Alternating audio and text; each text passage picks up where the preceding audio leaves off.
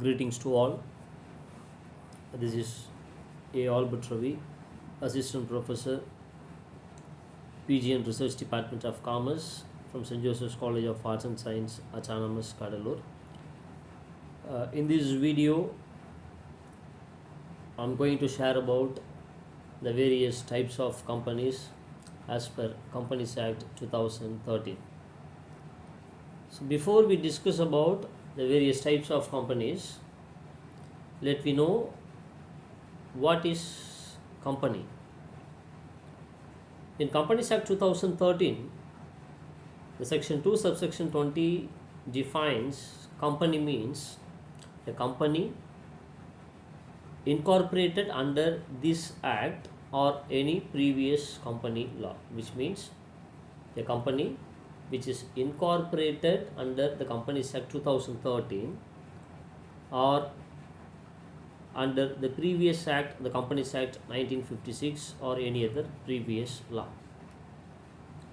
But only based on the characteristics we could able to know what is actually company means. This is what the definition given in the Companies Act 2013.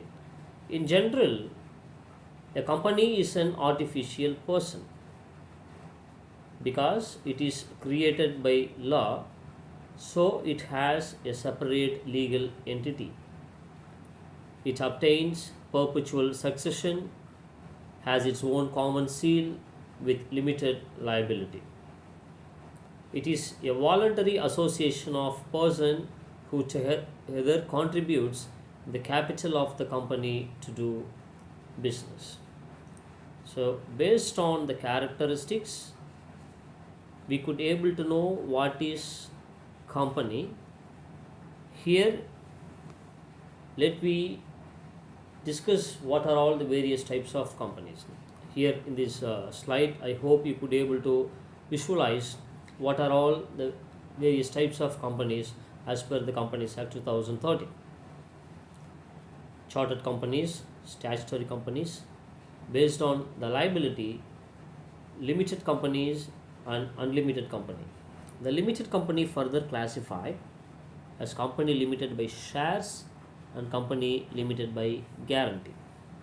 Further, the companies are classified as private limited company, public limited company, one person company, that's called OPC in short, based on access to capital, listed and unlisted company, based on control, holding and subsidiary company. Other companies followed, you could able to see government company, foreign, associate, small, dormant, nidhi and producer company. Here let me see all the types of company in brief.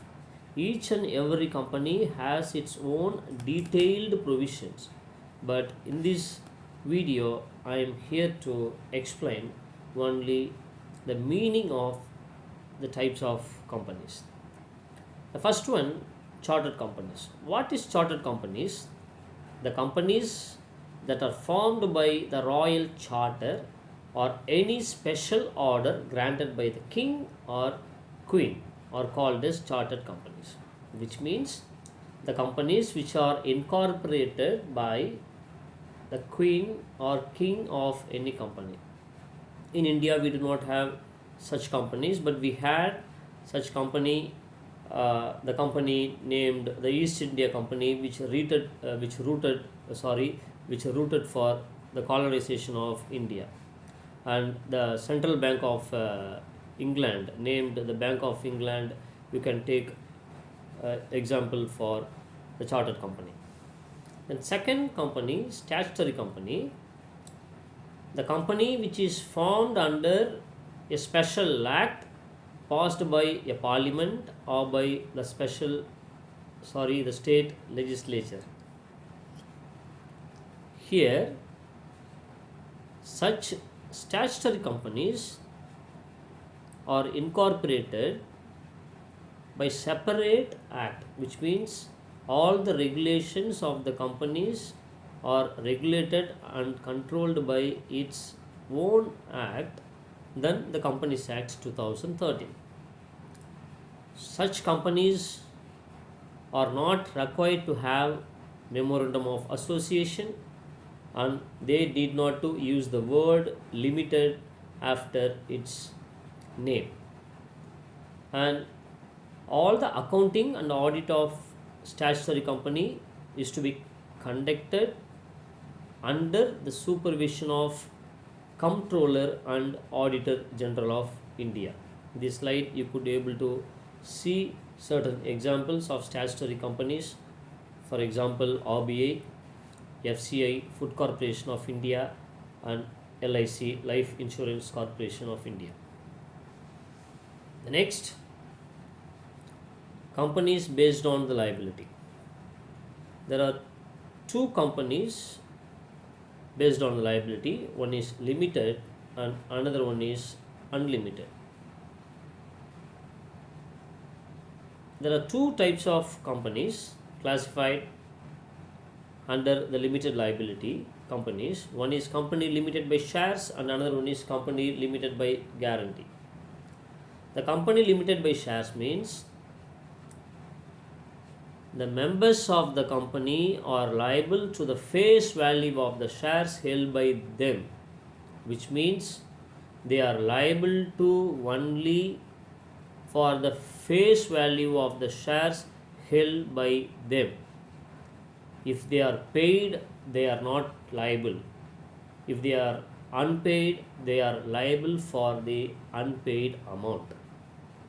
On the other side, company limited by guarantee. What is company limited by guarantee? Which means the companies which are incorporated specifically to promote the education, art, science, culture and sports of the company, which means such companies are not issuing shares. Here the members are giving a guarantee at the time of incorporation of the company, at the time of winding up, which means the members are liable only at the time of winding up. Here whatever the amount given as a guarantee should be stated in the memorandum of association at the time of incorporation. Then unlimited liability company. As per section 2 subsection 92 of the Companies Act 2013, here the members of the company are liable for the debts or losses of the company even to the extent of their personal property, which means they are supposed to liable more than what they are supposed to liable. I hope you able to understand. Then here the major part, further the companies are classified under two categories: private limited company, public limited company. Here whatever may be the company in India, all the companies are falls under two category, either private limited either or public limited. Here we are having a much confusion. Often we are misunderstood. Private means it's owned by some private sector people. Public limited means it's owned by government sector. It's not like that. A company has been considered as a private or public. It's all based on its characteristics. It's not based on the ownership. So kindly keep in mind, here the private limited or public limited, it's not based on the ownership, it's based on its own features and characteristics. What is private company? So the private company which has a minimum of 2 and maximum of 200 members, which restricts the rights of members to transfer its shares. The private limited company does not invite the public to subscribe to its shares or debentures. The minimum number of members to form a private company is 2, as I said earlier, and a private company must use the word private limited in its name.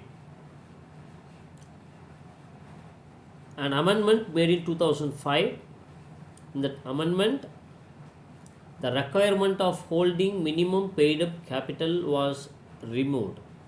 There is no any minimum paid up capital restrictions. This is applicable to both private and public limited companies. So the private companies can have a minimum paid up capital of any amount as may be prescribed. As may be prescribed means as they have prescribed in the memorandum of association. On the other side, what is public limited company? It is not a private company.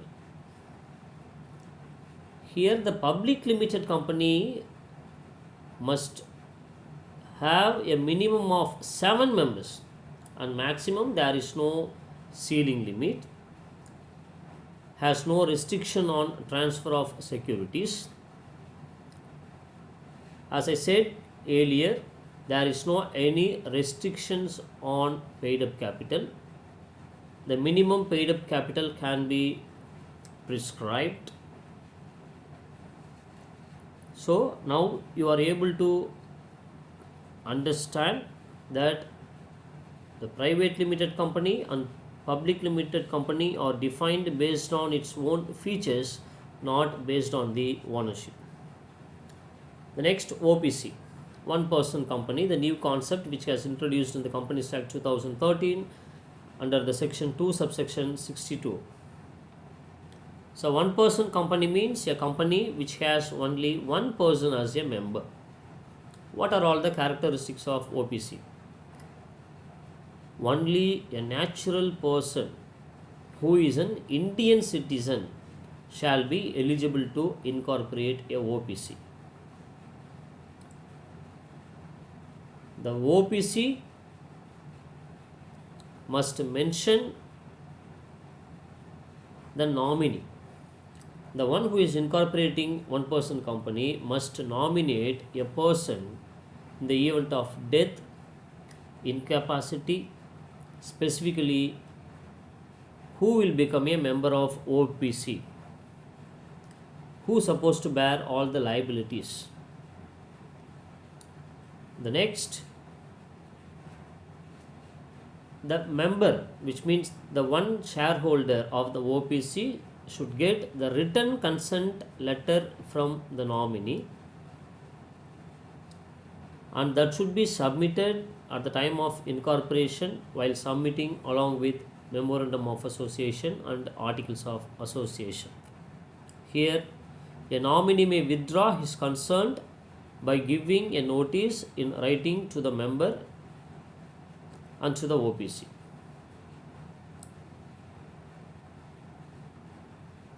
The one person company shall have minimum of 1 director and maximum of 15 directors. Here I would like to note, in India all the companies can have maximum of 15 directors. If they want to increase more than 15 directors, they are supposed to pass a special resolution in the annual general meeting. Regarding OPC, at the time of incorporation, kindly listen, at the time of incorporation, the member itself can be deemed as first director of the one person company. After the incorporation, the one member of the company supposed to appoint minimum 1 director. The word one person company, the word one person company shall be mentioned in bracket below the name of the company, wherever it is printed, wherever it is affixed, wherever it is engraved. In case of private limited company, the word private limited should be included after the name. In case of public limited, the word limited should be included. In case of one person company, the word OPC shall be mentioned below the name of the company. The OPC cannot convert voluntarily into any kind of company unless 2 years have expired from the date of incorporation. At least one board meeting in each half of the calendar year and should be conducted, and the time gap between the two board meetings should not be less than 90 days. On the basis of access to capital, two types of companies, one is listed companies, another one is unlisted companies. The listed companies are the companies which are registered on various recognized stock exchanges. Such companies has to follow the guidelines given by Securities Exchange Board of India, that is SEBI. And unlisted companies refers to the companies which are not listed on the recognized stock exchange and its shares are not freely traded on the exchanges. It has to follow the guidelines given by the central government and Ministry of Corporate Affairs. The next companies based on control, holding companies, subsidiary companies. Any company that directly or indirectly more than half of the equity share capital of the company or controls the composition of the board of directors of some other company. A company can become a holding company of another company in the following ways: by holding more than 50% of the issued equity capital, by holding more than 50% of the voting rights in the company, by holding the right to appoint the majority of the directors of the company.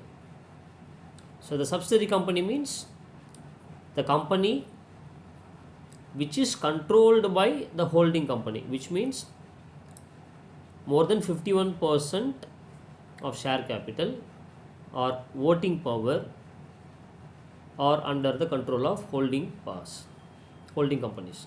Here you could be able to see the examples of holding companies of ITC. So the ITC is a holding company. You could be able to see what are all the subsidiaries of ITC: ITC Infotech, Srinivasan Resorts Limited, Fortune Park Hotels Limited, Land Based India Limited, etc. The next, government company. What is government company? A government company is the one in which 51% or more of the paid up share capital is held by the central government or state government. So here a company can be partly or fully owned by the government. For example, whether it can be the majority of the shares, for example, more than 51% can be held by central government or by state government, or jointly by central and state, or jointly by various state governments. Here the notable provisions are: a subsidiary of government company shall also be treated as a government company. These companies are registered as private limited companies through their management and their control vest with the government. A government company may be formed as a private limited company or public limited company. Here you are expected to keenly listen. As I said in the beginning, in India, all the companies falls under two categories, either as a private limited or public limited. That's based on the characteristics, not based on the ownership. So a government company may be formed as a private limited company or public limited company. Simple. If the shares are issued to the public by the company, so that's considered as a public limited company. If the shares are restricted with its members, then it's considered as private limited company. Here the government company need not to use word limited or private limited. All the annual reports of the company should be presented and placed in the House of Parliament or in the state legislature at the end of the financial year. As like statutory company, the accounting and audit practices are done by the chartered accountants appointed by the Comptroller and Auditor General of India. Here you could able to see some examples of government companies: BHEL, Bharat Heavy Electricals Limited, Bharat Petroleum Corporations Limited, Coal India Limited, TNPL, Tamil Nadu Newsprint and Papers Limited. Other companies, foreign company. Foreign company means any company or body corporate incorporated outside India which has a place of business in India, whether by itself or through an agent or through electronic mode. Even a company which conducts any business activity in India any other manner. So which means which are incorporated outside India but which has business in India in any other manner are called foreign company. The Companies Act 2013 governs the provisions of foreign company under the between the sections 379 to 393. Then small company, these are all the new concepts which was introduced in the Companies Act 2013. What is small company? The company which has a paid up share capital equal to or below rupees 4 crore or such a higher amount specified not exceeding more than 10 crore. So small company means the share capital, the paid up share capital equal to or below rupees 4 crore. And the respective company can prescribe as like their MOA, but that should not exceed 10 crore. And if the company's turnover is equal to or below rupees 40 crore or such a higher amount specified not exceeding more than 100 crore, these companies are all considered as small company. A holding or a subsidiary company, a company registered under a section 8, a body corporate or company governed by any special act are not considered as small company. Dormant company. Dormant means inactive or inoperative. A dormant company is an company which has an opportunity to start but they do not having significant accounting transaction. Significant accounting transactions, which means if the company is unable to pay certain required fees to the registrar of companies for 2 years continuously, for example, these are all considered as significant accounting transactions. If the company is not in a status to fulfill or to pay or to maintain the significant accounting transactions, such companies are all considered as dormant company.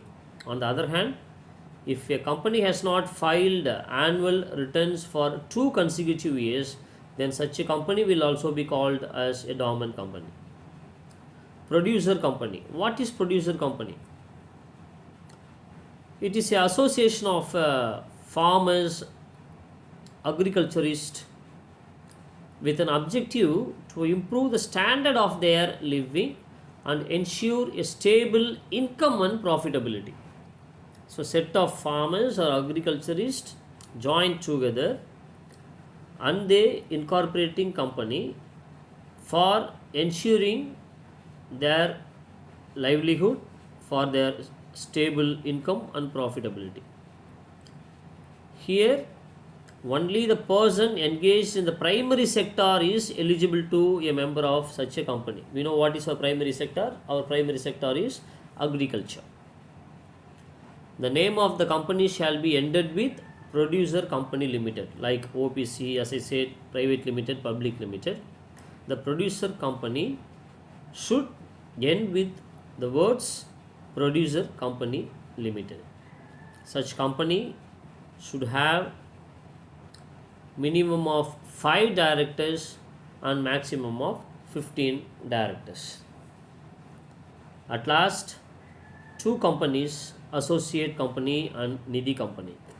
Associate company, which is in relation to another company, which means a company in which that other company has a significant influence, which means it is not a subsidiary company. Kindly listen. Associate company which is in relation to another company, which is not a subsidiary company but has its significant influence. What is significant influence? Which means it has a control of at least 20% of total share capital or of business decisions under an agreement. Nidhi company is an NBFC, non-banking financial company, which means a company which is formed with the objective of cultivating the habit of thrift and savings among the members. Here, such companies receiving the deposits and lending to the members for their mutual benefits. So, the Nidhi company can be incorporated with a minimum of 7 members, and out of these 7 members, 3 members must be the director of the company. Once it has incorporated, the Nidhi company should have minimum 200 members within 1 year, which means from the date of incorporation, the Nidhi company should have minimum 200 members in a year. Net owned funds of Nidhi company should be rupees 10 lakhs or more. Unencumbered term deposits of not less than 10% of the outstanding deposits. So these are all the various types of companies which are described under the Companies Act 2013. Hope this session would able to give you a brief note on the various types of companies. Thank you.